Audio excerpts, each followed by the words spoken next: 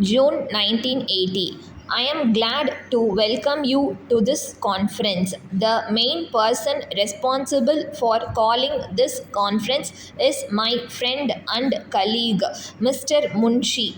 When he first suggested to me that there should be a meeting of vice chancellors and others to consider how we can improve agricultural education in the country, I readily agreed. There is perhaps no single issue which is of greater importance for the future well being of our country. A hard fact which we must face is that the economic life of India is not properly balanced between agriculture and industry.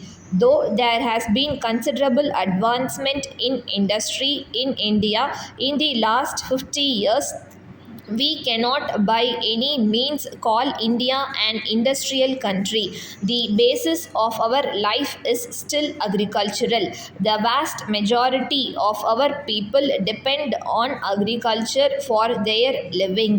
In fact, the pressure on the land has, on the whole, been increasing in spite of the growth of our industries.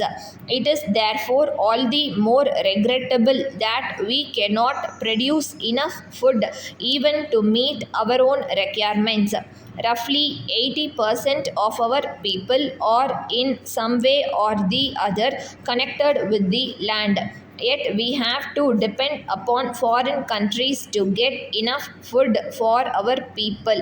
In sharp contrast, we find that the United States of America, where not even one fifth of the people work on the land, not only produces all its food but exports vast quantities to other parts of the world. We must therefore ask ourselves the reason why, with four-fifths of our people on the land, we are still deficit in food supply, whereas other countries which do not use even one-fifth of their manpower for the production of food or surplus areas. A detailed inquiry into this problem is all the more necessary as our position has not always been so bad as it is today. Till some years ago, we have in fact been exporting wheat and other food grains, but since 1943, we seem to be suffering from a severe shortage.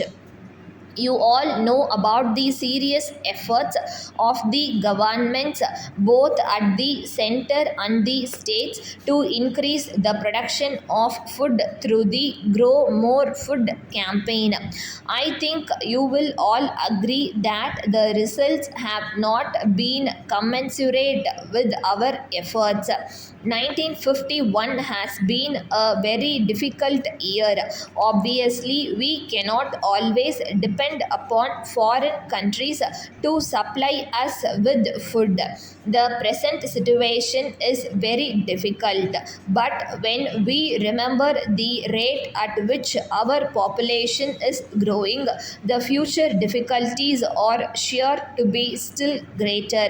Unless we can devise methods by which the population from our land will increase, all the hopes which we have for the future of our country will be subjected to a vast question mark.